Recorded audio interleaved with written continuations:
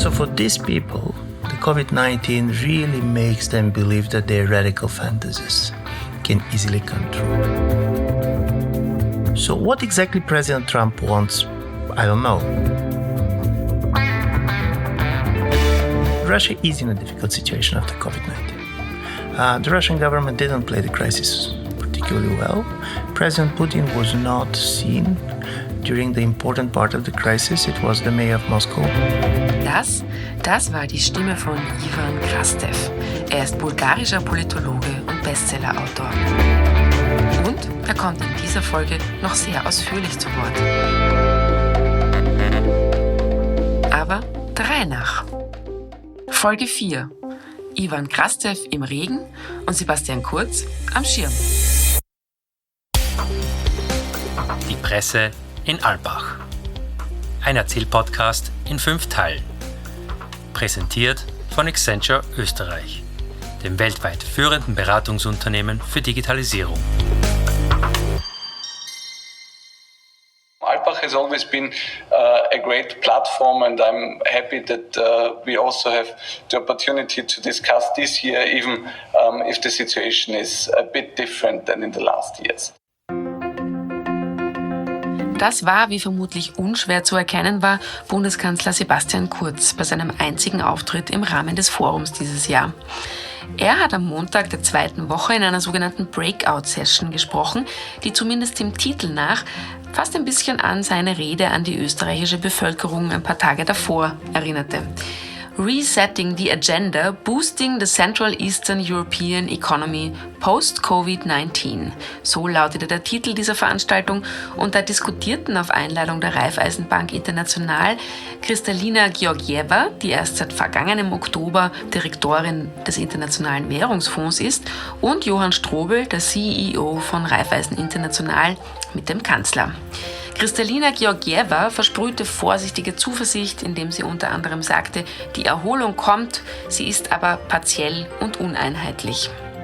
Zwischendurch gab es da leider ein paar Internetprobleme, vor allem mit der Leitung aus dem Bundeskanzleramt, aber nach einem Reset der Videoschaltung war das dann auch bald wieder behoben. Kurz betonte in der Session unter anderem, dass es keine Blaupause gebe, wie man eine solche Krise löst. Es brauche aber jedenfalls eine starke Kooperation in Europa, um die Krise wirtschaftlich und politisch bewältigen zu können. Und er betonte interessanterweise in Bezug auf die mit 1. September geschlossenen ungarischen Grenzen, wie wichtig es sei, darauf zu achten, dass in unserer Region die Grenzen offen bleiben. What we need in the region is a strong cooperation. We have to work hard to keep the borders open if possible. And of course, on a European level, I think the main goal is to first support those countries who have been hit hardest by the pandemic. Then second, strengthen our economies and the common market again. And of course, the third point is to make our countries more sustainable and fit for the digital age. Und weil diese Diskussion von ORF-Moderatorin Lisa Gardenstädter geleitet wurde, fällt mir da noch etwas ein. Der ORF ist dieses Jahr zum 2. Mal in Alpbach zu Gast, und zwar mit dem Frühstücksfernsehen Guten Morgen Österreich. Das Forum Alpbach, das 75. wird Eine Woche lang berichtet das Morgen-Fernsehteam also aus dem Ort. Der Übertragungswagen parkt auf dem Buswendeplatz hinter dem neuen Hotel Alpbach herin und schräg gegenüber vom Kongresszentrum. Und der ORF macht somit auch ein bisschen Werbung für Ort und Forum. Thematisch ging es Anfang der Woche beim Forum weiterhin auf fast jedem Panel direkt oder indirekt um die Auswirkungen der Covid-19-Krise, vor allem in politischer und wirtschaftlicher Hinsicht. Den Beisatz "In the light of the pandemic" hört man dieser Tage wirklich häufig. Preliminary conclusion is nothing will be after this crisis anymore as it was before. Auf diesen Panels aufgetreten sind da unter anderem die Außenministerin von Liechtenstein, Katrin Eggenberger, Martin Sellmeier, seit Herbst Leiter der Vertretung der Europäischen Kommission in Österreich, Gabriel Felbermayr vom Institut für Weltwirtschaft in Kiel und die österreichische Justizministerin Alma Sadic. Auch über Economic and Climate Recovery wurde diskutiert, am Beispiel des Green Deal der EU. Dazu war Valdis Dombrovskis, der Vizepräsident der EU-Kommission, zugeschaltet und Österreichs Ministerin Eleonore Gewessler war vor Ort im Herz-Kremenack-Saal. Aber jetzt genug mit dem Name- und Topic-Dropping, denn eigentlich wollen wir diese Folge ja etwas anders angehen als die bisherigen, nämlich in die Tiefe gehen und uns für einen Gesprächspartner mal richtig Zeit nehmen. Ladies and gentlemen, the program is about to continue. Please take your seats. Dieses hohe Pfeifen, das ist übrigens ein Murmeltierschrei aus der Signation des Europäischen Forums und er gehört normalerweise zum Kongressalltag. Denn wenn sich im Kongresszentrum eine Session an die andere reiht, erinnert dieser Ton kurz vor dem Beginn einer neuen Veranstaltung die Besucher daran, dass es Zeit ist, den Smalltalk einzustellen und wieder Platz zu nehmen.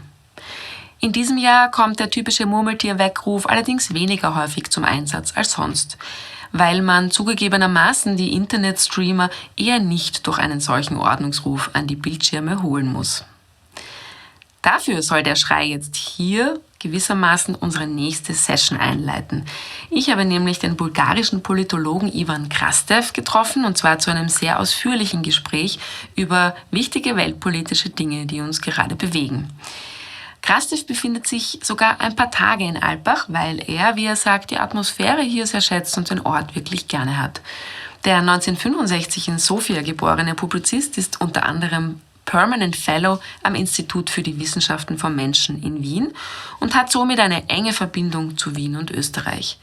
Er versteht auch ganz gut Deutsch, unser Gespräch haben wir trotzdem auf Englisch geführt. Krastev tritt auch hier und da beratend für bulgarische Regierungsmitglieder auf und er hat vor allem zahlreiche sehr empfehlenswerte Bücher geschrieben.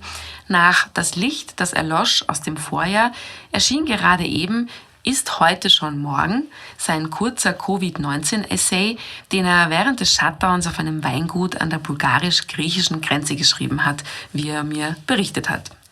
Darin formuliert er 7 Paradoxien, die seiner Meinung nach durch die Corona-Krise ausgelöst wurden. So habe das Virus uns zwar die Schattenseiten der Globalisierung aufgezeigt, die Welt aber gleichzeitig auf eine noch nie dagewesene Weise synchronisiert. Schließlich haben ja alle zeitgleich dasselbe erlebt. Über ein anderes Paradoxon sprachen wir gleich zu Beginn. Da waren wir noch voll der Eindrücke der großen Corona-Leugner-Demo in Berlin am letzten Augustwochenende. Krastev ist nämlich der Meinung, dass eher Bürger in Ländern wie Deutschland, die die Covid-19-Krise eigentlich ganz gut überstanden haben, ihre Regierungen lautstark kritisieren werden. Deutschland und Berlin sind da eben ein gutes Beispiel. Wieso er das glaubt, erklärt er gleich zu Beginn. This was, by the way, a quite simple psychological explanation. You remember in March, everybody was scared. And when something really tragic did not happen, the idea was that it could not happen. And then they start to look at what government is doing as kind of a overreacting. And this is important because in the beginning of the crisis, there was a feeling, and I was basically sharing the sentiment, that probably COVID-19 is going to restore certain trust, particularly in expertise. And as a result of this, people are going much more to trust their governments. But the results of the opinion polls that I saw recently tells you that, in fact, when it comes to what governments tell you about COVID-19 and what the doctors told you about COVID-19, there's 3 groups of people. There are those who does not trust anybody. And the reasons they don't trust science is because different doctors give different opinions. So this is the way that science works. But this is not people who believe that if there is not a common position which is shared by all the doctors, nothing is to be trusted. The second group, and I do believe this group is very important for the protest, was those who believe that the government is using the legitimacy of the doctors in order to justify positions that they have before. And of course, the third is those who are ready to trust the experts on issues like COVID-19. I'm saying this because you have this interesting coalition, both on the far left and on the far right, based on a total mistrust of anything that government is doing. And from this point of view, the more successful the government is, it means that less people are stressed, less they have this experience of a tragedy that you have in places like Italy or Spain where a lot of people died. So for the people that have been on the street, the government is simply misusing the COVID-19 in order basically to restrict their rights. How big is the part in you that is somehow also thrilled about the fact that you experience such a world-changing thing like a pandemic? It's interesting because I do believe we have already forgotten what we have been thinking in March and in April, when it was very new and when everything was very scary. But I do believe that the interesting thing about the pandemic is that it is pushing different people into totally different kind of directions. On one day, people who basically believe that at the end of the day, for the last 20 years, at least 3 times, we were told that the world is never going to be the same. 9/11, the world is not going to be the same. And then basically global financial crisis, and we're told that the world is never going to be the same. And the refugee crisis, and 2015. Going to be the same. But at the end of the day, these people said, but the world is the same. So these people are becoming much more nostalgic for this normality, and you're starting basically to underplay what you're seeing, how big is the change. Okay, this is discomfort, but we're overreacting, it's going to be back, it's very much media. This is other type of people who basically take this kind of a radical shift as a proof that many things that they believed totally impossible yesterday are becoming possible now. Because I put yourself in the shoes of a kind of a activist, both on the left or on the right. Imagine that you're an environmental activist and you wanted to land all the planes because they're bad for nature. And people are telling you that this is impossible. And then they will land it overnight. Or if you're kind of a radical nationalist and you want to restore and resurrect the borders in the European Union, and everybody is telling you that this is impossible, and then when the virus came overnight, all the borders have been closed. So for these people, the COVID-19 really makes them believe that their radical fantasies can easily come true. And I do believe these tensions between the nostalgia to the world of yesterday, born out of COVID-19, when we could travel, where in Alpbach basically you're going to see thousands of people and not this kind of empty streets on one side, and on the other, the much more radical part of the public who said, now we can do it, things that before we believed that are not doable. I mentioned your recent book before. The name is It Tomorrow Yet? In German, it's called Ist heute schon morgen? And I found one sentence very, very interesting and also inspiring. You said, for a while we lived in a common world. Do you think that there is a chance lying in COVID-19 that Europe can reunite in a way, and the European Union? There is a very plausible scenario that COVID-19 is going to consolidate European Union. And the reason is... Although, sorry that I interrupt you, although you say it's the heaviest and most infecting crisis the European Union ever faced. Because of it. The problem is that European Union cannot simply survive without moving in one direction or the other. All previous crises were difficult crises, but you can keep the status quo basically dancing on it. It cannot go with this crisis for several reasons. European Union is very vulnerable to the change that we see. We have been much more embedded in this global world than anybody else because we have been the one pushing for this post-sovereignty project. We are not a normal state. On the other state, European states are too small to play on their own. So when it all happened, well, I was very much involved with this European Council on Foreign Relations big study on the public opinion after COVID-19, and there was the paradox which I really enjoyed. You ask people, do you believe that the European Union did well during the public health part of the crisis? And people said no. The majority of the people were quite disappointed. What is the lessons that basically are getting out of this crisis? We need much more European cooperation. Where it comes from? During this crisis, for the first time, people who are never interested in politics, people who are not in this kind of big talks about what is happening in the world, just staying in front of their TV sets after the lockdown, they discovered that we're in a totally different world. First, America is not the America that we knew. It didn't come. American leadership can be praised or contested by many, but it was always there. This time America was simply absent, and it's not simply that it was absent, it was destroyed by this crisis in the eyes of the Europeans to the extent that 62% of the Germans said that their view on the US deteriorated as a result of the crisis. And it's not about Trump only. This is about this totally powerful state extremely rich society you start to feel sorry about. In China, there was all this kind of a fantasies that China is only interested in economic stuff, that they don't have any ideas to hegemony and dominate the world. And during this crisis, it became clear that China is in a power game.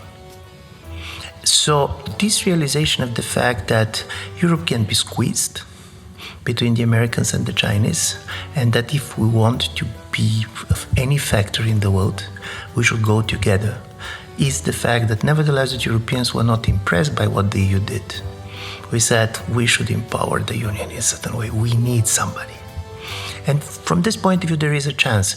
The fact that there is a chance does not mean that necessarily it's going to happen. And so the question is how the European Union can manage to do that. I mean, you can say it's very easily to say, yeah, that there's a chance to take something out of it, but what should the EU do? And I mean, as you said before, there are a lot of people who have the feeling that they did not manage very well with the whole crisis. No, this is the majority of the people, not many people. This is the majority of the people. Listen, the most important thing that changed is how Germany is viewing the world. Because Germany is very different compared to the other EU member states for several reasons. First is the size. It's a relatively big country. For European standards, it's a very big country. But secondly, what is even more important, economically, while, for example, Austria is mostly trading within the European Union, Germany is mostly trading outside of the European Union. 42% of all European exports to China are coming from Germany. So the relations between Germany, economic relations, and the United States are incredibly developed. So suddenly, it was as a result of this crisis that Germany betted on the EU in the way it was not betted before. Because 10 years ago, during the global financial crisis, the very talk about mutualization of debt was a no-go. And then suddenly, Germany understood, particularly after Brexit, particularly after the new dynamics in the American-Chinese relations, that you need the European Union that matters, which means basically you need European Union that is going to have some financial power of its own, but secondly could stand. Because before, we always believed that we're going to regulate others, assuming that we're living in a common world. Now when the prospect of American world and Chinese world became much more realistic, technology starting to play the role of ideology before. Tell me what kind of a 5G network you have, and I'm going to tell you where your political loyalty goes, whom exactly we're going to regulate. And I do believe this change of a German's position is something new, and this is why the recovery plan was very different of what happened after the global financial crisis, where Germany was playing the role that basically the Frugal Five were playing during this discussion. I would like to stay with Germany and a total different topic, Nawalny. What is your take on that? That Berlin said, yes, we want Nawalny to come to our country and to the city and to get checked at the Charité. And what is your general take on the whole Nawalny story? The biggest problem, we don't know, at least. I don't know exactly what has happened. The European public opinion has a very good reasons not to trust the Russian government when it comes to poisoning and how you're treating basically your critics after the Skripal case, and basically seeing how huge was the pressure on Navalny. And I do believe for Germany, this type of a gesture of humanitarian support have been always very important. Don't forget that it was in Germany that also Khodorkovsky landed. So fighting for concrete people, and particularly in this situation, I do believe is very important also for the self-confidence of Germans, which at one side are highly morally minded when they talk about international politics, but also being quite pragmatic and realist at the same time. And this type of cases are giving to the Germans the feeling that they're on the right side, which I do believe is quite important for any nation, for any government. What is going to be the impact of this on the German-Russian relations is difficult to be said, because for the Russian government, all this crisis with Navalny comes in a moment in which Russia is in a difficult situation after COVID-19. The Russian government didn't play the crisis particularly well. President Putin was not seen during the important part of the crisis. It was the mayor of Moscow, Mr. Sobyanin, who took the leading role, but also in the context of Belarus, where you end up with millions of people protesting and saying, listen, we want a change. We don't want somebody to stay for 26 years governing us. And this is one of the biggest problems the Russian political system is facing today. The strength of the system and the weakness of the system is the same. And this is President Putin. Obviously, he's a very powerful leader. He achieved certain things. But because of it, people cannot imagine how post-Putin Russia is going to look like. Neither his supporters nor much of his critics. So the more he's aging, the more the anxiety is becoming. And he's not helping the society because he's not giving them perspective on a post-Putin Russia. His message to the world and to the Russians is, situation is so tough, so I cannot retire. But this was also, unfortunately, the message of Mr. Lukashenko. And this ended up with people who yesterday genuinely voted for him, now understanding that the only way for Belarus is for him to get out. Yeah. Is there a reason why Putin was not seen during the crisis? There was a lot of speculations. He didn't wrote to any of us to explain why he was not there. But I do believe that on one level, basically, probably some of his medical advisors and others decided to keep him safe, so there was not much communication. But secondly, this is type of a crisis that this type of political leaders don't like. Because there is nothing heroic about it. Listen, you don't have a control, and also it so much depends on the trust that people has in a government, because you can arrest 1 million people, but you cannot force people to wash their hands. For this, you need something different, and because the Russian system is not great at delegating powers, so at some point, I do believe that the president himself probably didn't have much clue what is going on. You don't forget, in the beginning, Russia was slightly in a denial camp, trying to help Italy, saying we're doing fine, something that Mr. Lukashenko did. And really, it was very much because of the mayor of Moscow that they decided to lock down. And you know that some of the figures for Russia were difficult. Secondly, also this crisis of globalization is not benefiting Russia. Because while Russia is politically closed countries, it very much depends on the free market for its natural resources.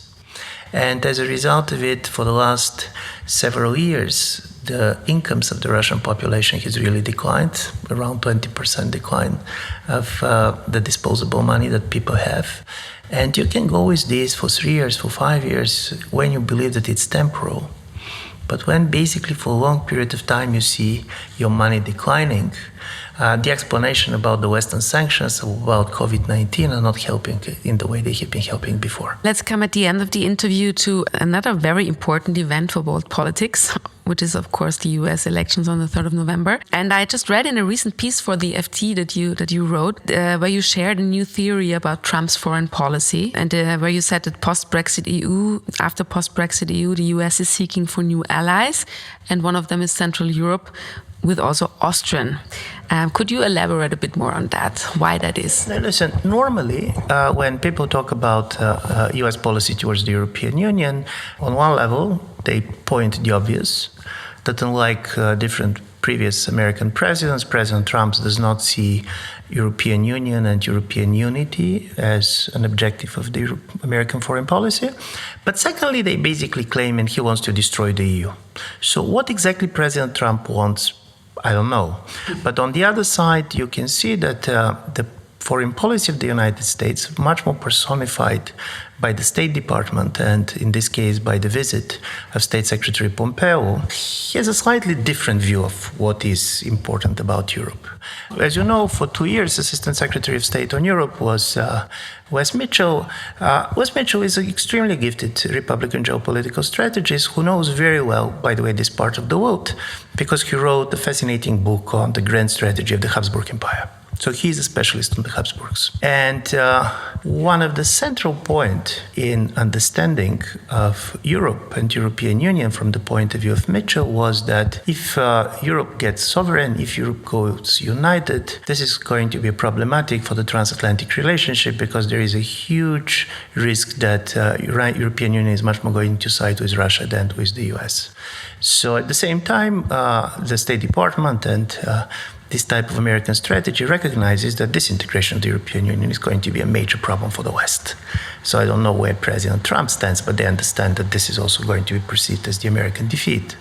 So the idea was to have European Union where there is a bloc of countries that can constrain Germany. And these countries should be countries which basically have shared fears, on one level from Russia, on the other level from Germany. And this is not only about Central and Eastern Europe, because the biggest question was, what is also economically the place? What is the capital that can replace Berlin as the natural point of departure for Central Europeans? And then came the idea that Vienna could be. Vienna could be because of historical tradition. Vienna could be because economically, of course, Austrian businesses are very much present in Central and Eastern Europe. And thirdly, because unlike Mr. Trump, people in the State Department basically are less enthusiastic about Hungary and Hungarian regimes, also on foreign policy terms. And on the other side, they need somebody who is much more moderate and kind of much more reasonable than the Polish government that can go to a big extreme in their relations both with Russia and with Germany. So this is why you ended up with this very interesting last trip of Pompeo to Europe before the elections, in which he visited Vienna, he visited Prague, he visited Slovenia, he visited Poland. He didn't go to Budapest, but he didn't go to Germany, or he didn't go to Paris. Normally you expect. Mm-hmm. And this was the traditional American policy, that the major point of contact for the Americans in Europe was Germany. My major argument is that this is a strategy, this is not simply an instinct, and probably this is not where Trump stands, but this is where Trump's administration stands. And because containing Germany is something that is close to the heart of President Trump, they can also sell this to him. But this strategy is not going to survive if Biden is going to be elected. I do believe if Biden is going to be elected, normally Washington will go first to Berlin, then to any other capital. But the paradox of the Biden elections is going to be that if he is elected, then for countries like Hungary and Poland, who sided very strongly with President Trump, with Biden in the White House, their natural move is going to go closer to Brussels. Mm-hmm. Because the special relationship with the United States is not going to survive. The Democratic Party has kind of a bad feeling of what basically both, particularly Budapest, did. So as a result of it, strangely, the end of this Habsburg strategy of Washington can end up basically with the Hungarians and Poles decided to moderate some of their criticism towards the European Union because they need a shield, they need a partner. Yeah. Do you know already how you will follow the elections? Do you plan to go to the States during this phase, or what are your plans for the next couple of weeks? You're asking the most difficult questions, because the problem is that with COVID-19 we're not planning. Yeah. Normally I'll go to the US, and for me this was quite interesting. I still have not lost the hope that if the situation goes slightly more normalized medically, because when you go to a country the week before and week after the elections, you're learning about the country more than if you're going to stay 2 years before it. So I don't want to miss the opportunity, but I don't know how easy it is going to be.